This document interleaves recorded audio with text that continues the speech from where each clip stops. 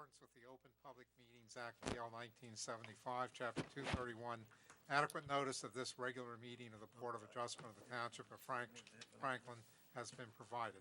Would you call the roll, please? Mr. Betterbid, Ms. Grauman, Mr. Johnson, Present. Mr. McCracken, Mr. Rich, Mr. Shepherd, Here. Mr. Caldwell, Here. Mr. Rosenthal, Here. Mr. Reese, Ms. Bergallo, Here. Chairman Thomas. Here. We have a minutes of the regular meeting, January 21st, 2016. Is there a motion to approve? I'll make a motion to approve the minutes. And a second. I'll second. Mr. Johnson, Yes. Mr. Shepherd, Here. Mr. Caldwell, Yes. Mr. Rosenthal, Yes. Chairman Thomas. Yes. Resolution, Police Incorporated, ZBA 11-00030. Need a motion to approve. I'll move it. Second. Mr. Johnson, Yes. Mr. Caldwell, Yes. Mr. Rosenthal, Yes. Chairman Thomas. Yes. 1340 Hamilton Street, ZBA 15-00010. Again, we need a motion to approve. I'll move. I'll second. Mr. Johnson, Yes. Mr. Caldwell, Yes. Mr. Rosenthal, Yes. Chairman Thomas. Yes. In the interest of 1, 2, 3, 4, interest, you want to continue, you want to do the Let's switch? do the sign for, in case we get one, they'd rather have 7 if we have 7, I would think, right? Okay, we're gonna Get one more. switch the agendas. PJ Kavanaugh's ZBA 16-00002, sign variance in which the applicant's proposing to erect a sign at 195 Davidson Avenue, Somerset, block 502.02, lot 37.01 in the CB zone. Mr. Chairman, right before we begin, this is kind of the typical signage application we see for a rather large building, since our ordinance only allows 30 square feet, no matter how big the building is. So if you see from the staff reports, there either are no staff reports or there are no comments, because this is kind of the typical easy one that you see. Good evening. My name is Russ Finestein. I'm from Finestein and Malloy. Is that on? I'm not, Let the mic on. there's 2, there's up and across. Tap it. Hello? That's it. That's it. I'll try. Sorry. Okay. Russ Finestein of Finestein and Malloy, representing PJ Kavanaugh's. I have 2 witnesses. One is Bruce Waugh, who's the general manager of PJ Kavanaugh's. I have Larry Galazzi, who is from Lumark Signs, who designed the sign. I have a brief presentation from both of them, if I Go might. ahead. Proceed. Let me swear you in, sir. Ready? Raise your right hand, solemnly swear or affirm to tell the whole truth, nothing but the truth. Okay, you're going to need the microphone as well, and just state and spell your last name for me. My name is Bruce Wall. Last name is spelled W-A-U-G-H. Thanks. Trying to use this. Mr. Waugh, what is your position with PJ Kavanaugh's? I'm the general manager at Kavanaugh's. And can you just tell the board what PJ Kavanaugh's is? We're located in the Holiday Inn, so we're the restaurant and catering service for the hotel. And hopefully, if you'll allow me to have this sign, I can start drawing some people from outside the hotel. How long have you been in operation? We took over operation there November 5th. And can you advise the board why there's a need for the signage that you requested? I think it's probably pretty widely known, whether you're in the business or not, that very few people will dine at a hotel restaurant, no matter how good or how bad it is.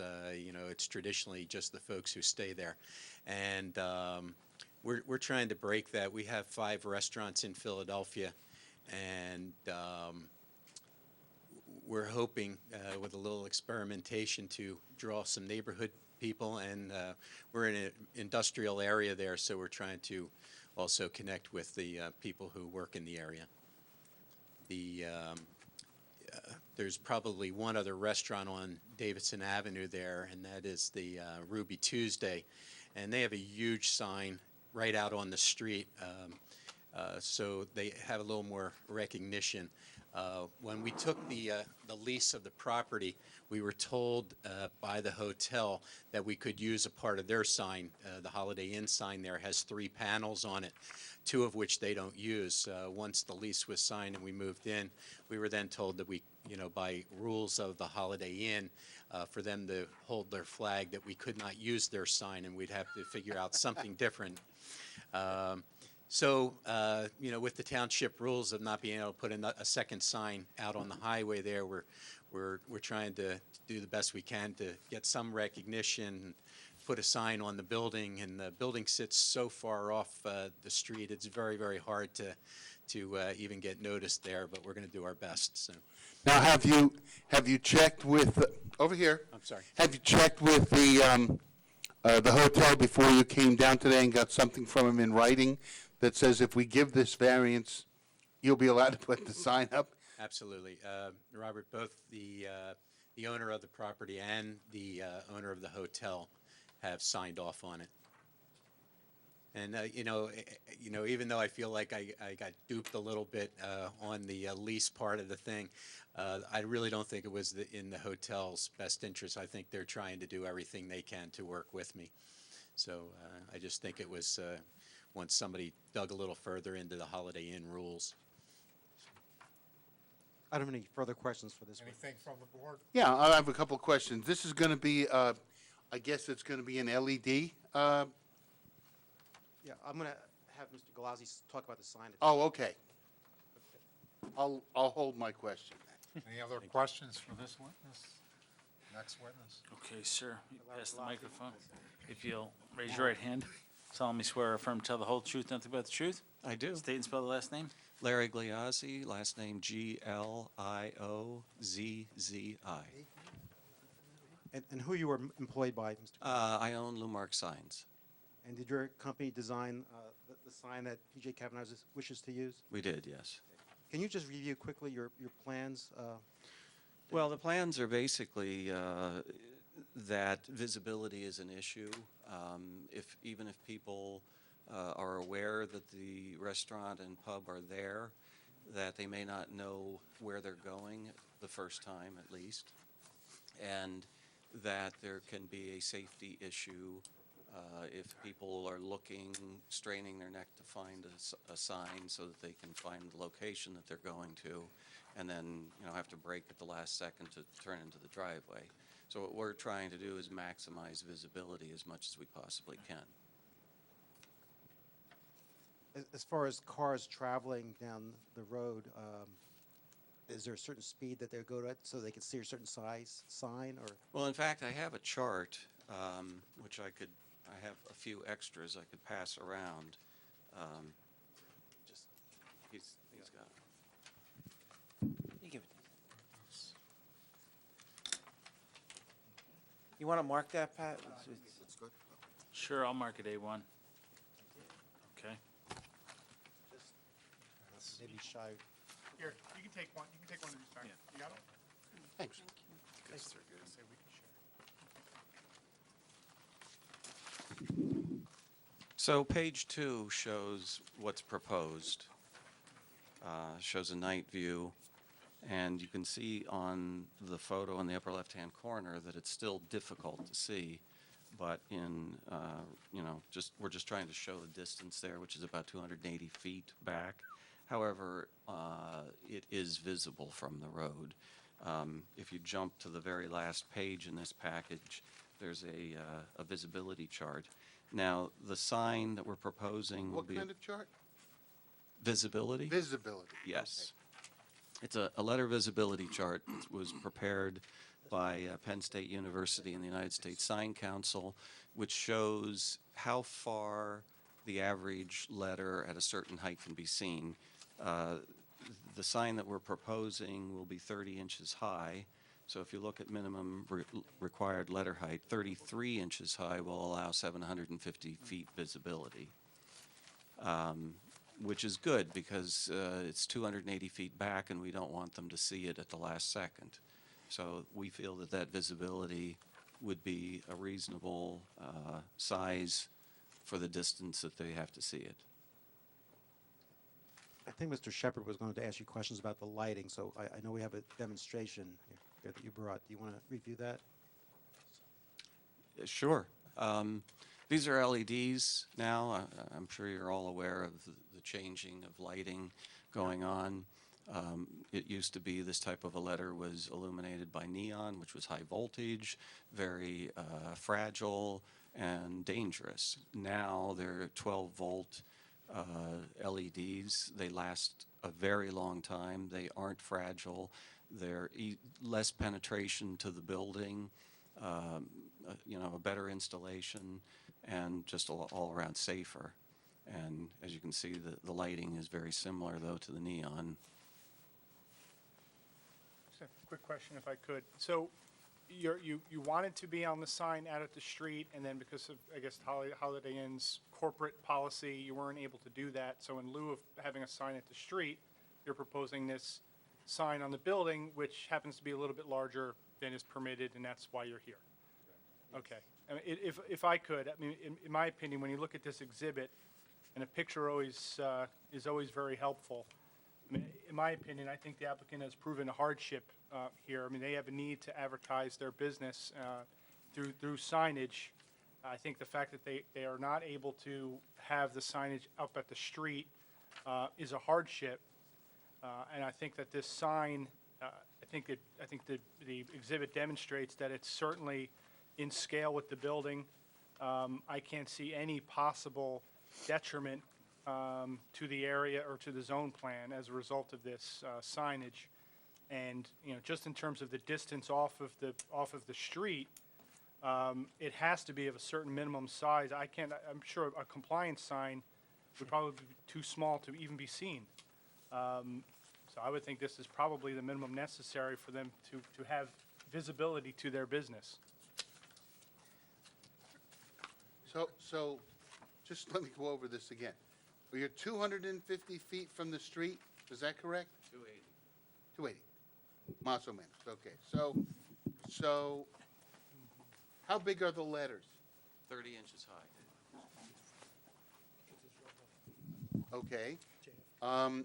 What is the point of the column that says minimum required letter height? Does that mean that's how big the letters have to be seen to be recognized by somebody with 20/20 vision? That's basically, From yes. 280 feet or 50 feet away? Okay. Right, of course, there are a lot of variables, but yes, that's Yeah, exactly right. okay. Great. I don't have any further questions. Anybody need any more testimony? No. We'll open to the public. Is there anyone here who wishes to speak? any problems. We'll close to the public. Would someone like to offer a motion? I move that we grant P.J. Kavanaugh's variance to erect a sign on the building located at 195 Davidson Avenue, Somerset. That's a docket ZBA 160002. And the sign will be the same as the sign set forth in the application. I'll second. If there's no discussion, Mr. Johnson? Yes. Mr. Shepherd? Yes. Mr. Caldwell? I have a question. Did you plan it for today? You know? Did you plan it for today? No, I will go along with this. Mr. Rosenthal? Yes. Ms. Brigala? Yes. Chairman Thomas? yes, good luck with it. And good luck with the restaurant. Thank you very much. Yeah. I bet it is. It's being broadcast live, too, so live. Okay, NYSMSA, Verizon Wireless, CBA 15-00026, site plan in which the applicant is proposing to install 12 ballast-mounted antennas to the roof at 1350 Easton Avenue, I know it's block 424.01, lot 39.07 in the PRC zone. I would say that if, Yeah, I don't think we're going to get a 7th. We have the 6th, though, because, and Mr. Chairman and members of the board, you have in front of you the two new staff reports and the photo sims of what they approved. Bob, you remember at the last meeting, you were crystal clear that you and the board wanted it to be made an element of the building. If you look at, they've made 4 dormers, so they're no longer, you can't see the antennas. There are now 4 dormers. We went back and forth. They went to the Historic Commission. The Historic Commission has okayed it. They're recommending that it be approved. So with that in mind, All right, I know you're aware, you can go through the hearing if the 7th vote doesn't get here, you can always not vote. Have a, sort of a little suspicion that I don't think you're gonna have a problem even with 6 votes. I don't think I had a problem last time with 5, but yeah, I'll say everything's We off the don't table. have the same basic disagreement tonight. Thank you very much, that's nice to hear. Is this on? That's what I'm doing, the engineer. you got to put it close. Thank you. Hold it up. Any better? Hold it up. Hello, I'm gonna There swallow. you go. it. Okay. Just like that. We have Ron Igneri here. Ron, your revised plans are dated 3/2? Okay, I'll just remind you, you're still under oath from the last meeting, okay? Okay.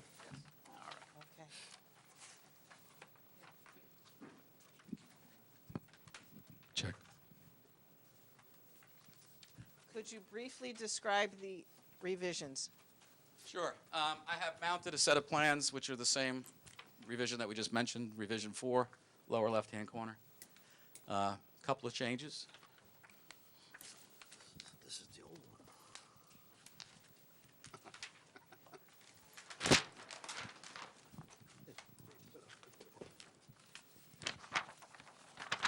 I'm going to go right to sheet Z02. Well, let me go to Z02A first. We originally had the antennas ballast mounted, as I had described. They were 6 foot tall, and there were 4 antennas per sector. That was what Verizon, radio frequency engineer, had designed this site for. It was abundantly clear from the last hearing that you wanted us to go back to the drawing board. Before I could go back to the drawing board, we needed to go back to the radio frequency engineer and say, is there anything you can do about these antennas? And with a little pressure, we got them down to 2 antennas per sector instead of 4. So now there's only a total of 6 antennas. And instead of being 6 foot tall, they're 4 foot tall. Once I had that information and that available to me as an option, we were able to explore some creative designs that would fit on the existing structure and the roof. So the zoning plans themselves just show an outline of where they're going, because we were still discussing with the owners as to what it would look like. So we came back with the dormer with faux windows inside so that it looks like a dormer. The best thing to look at would be the photo simulations, but essentially that's the change. The antennas used to be on the parapet or be on the rooftop behind the in front of the railing. Now they're actually incorporated into the roof. And that's pretty much it. Let me go right to the photo sims.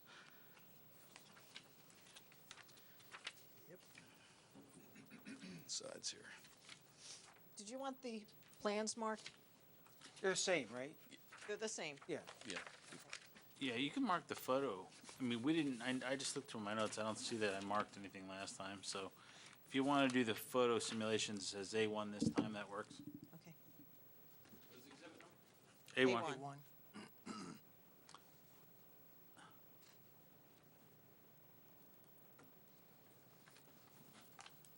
going to mark it A1 and A1A. Okay.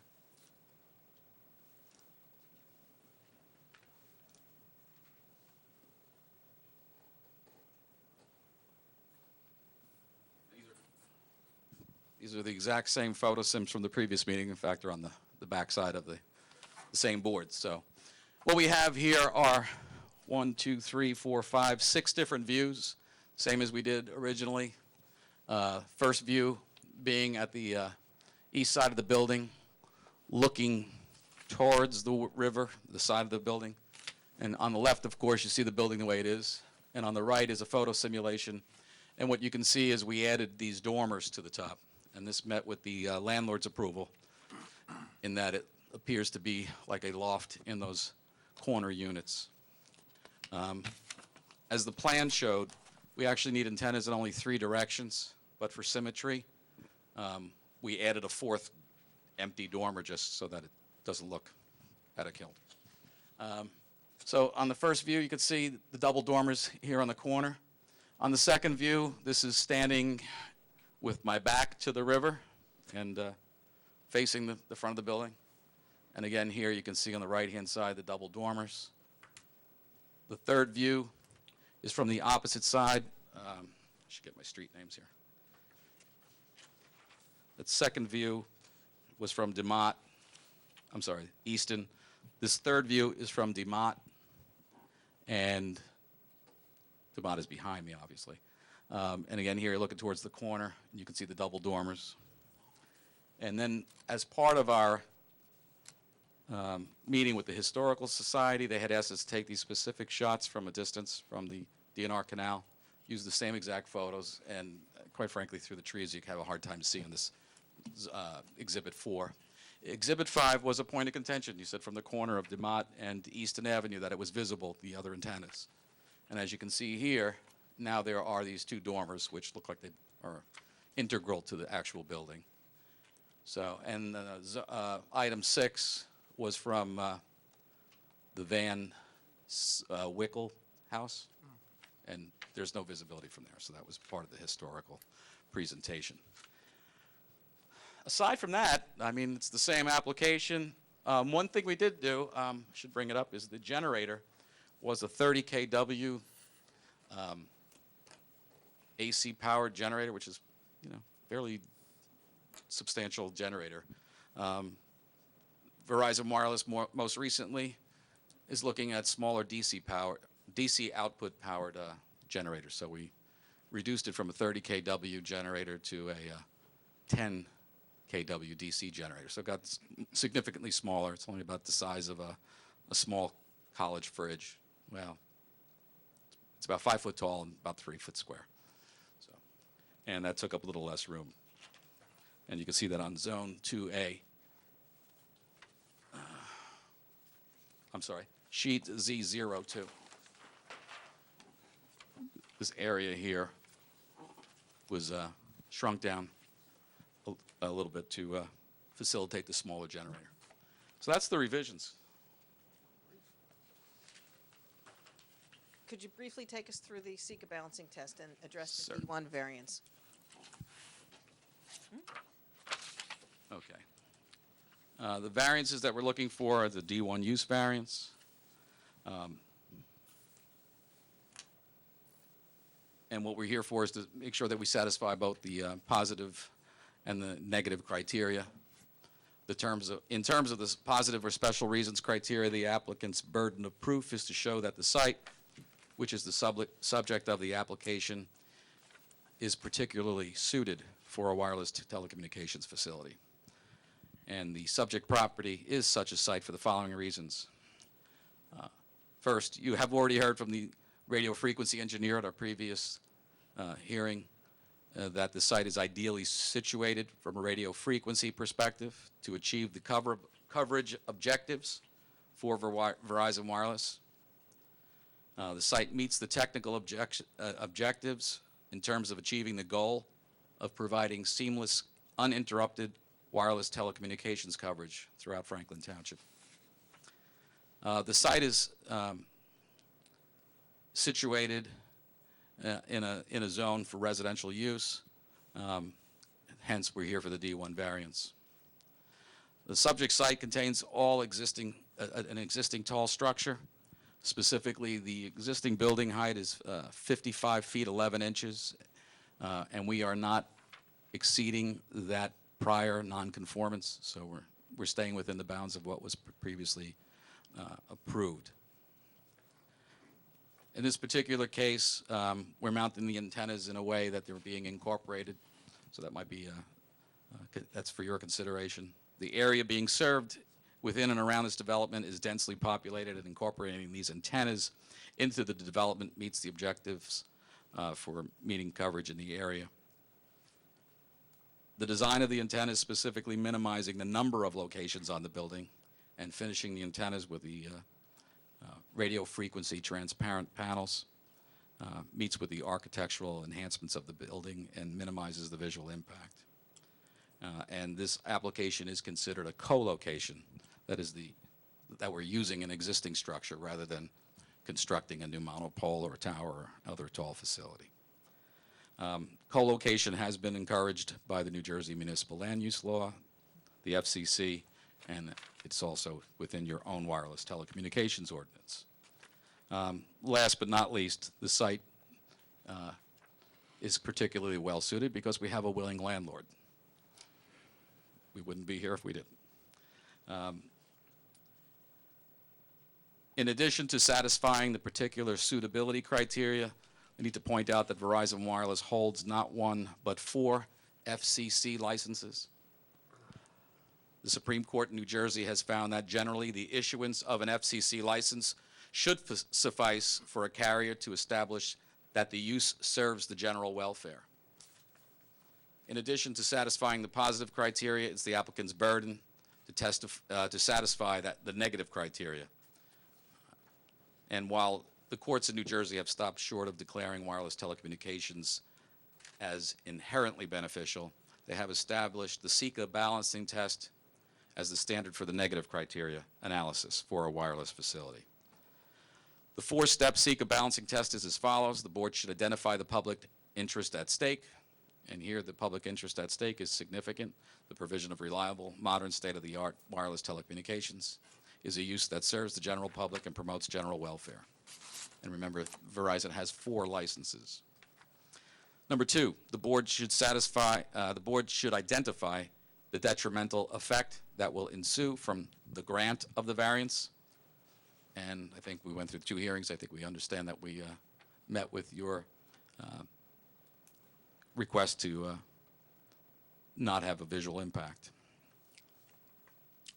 In some situations, the board may reduce the detrimental effect by imposing reasonable conditions. Again, we have now employed smaller antennas and are using a faux dormer to hide the antennas. And then finally, the board should then weigh the positive and the negative criteria to determine whether, on balance, the grant of the variance would cause a substantial detriment to the public good. It's my opinion that the collective testimony that's been provided here, that the positives clearly outweigh the negatives, and therefore the application satisfies the SICA balancing test, which balances the positive and negative criteria. The application meets with the statutory criteria required for the grant of a use relief, variance use relief, and the application satisfies the positive criteria, and variance relief can be granted without substantial detriment to the public good, without substantial impairment to the comprehensive zone plan and zoning ordinance and master plan of the Township of Franklin. Thank you. I have one question. Go ahead. Does this facility now, as it's designed, have any ability to accommodate additional co-locators? Now, as we discussed at the last hearing, Just want to make sure. Okay. when you're doing a one-on project like this, where you're customizing a design for a particular carrier, Well, I prefer what you've done as opposed to having the ability to put more antennas up with it. So I'm just asking to confirm what you said so that when the next people come in and they're looking, we can't refer them to you. Well, there's no point to it. that's correct. Any other questions from the board? We do have, by way of proffer, with us this evening, the radio frequency engineer. Just by way of supplementing, I would proffer that Margaret Lyons is here to confirm or reconfirm that this new design also continues to meet the federal and state regulations concerning emissions. To the extent the board has any questions on that, she's here and she's available, as is our site acquisition consultant. With that, unless the board has any questions, I will conclude. Okay, are there any questions? And does anyone need anything more? No, I don't. We'll open to the public, and we'll make a note that there is no public. And we will entertain a motion.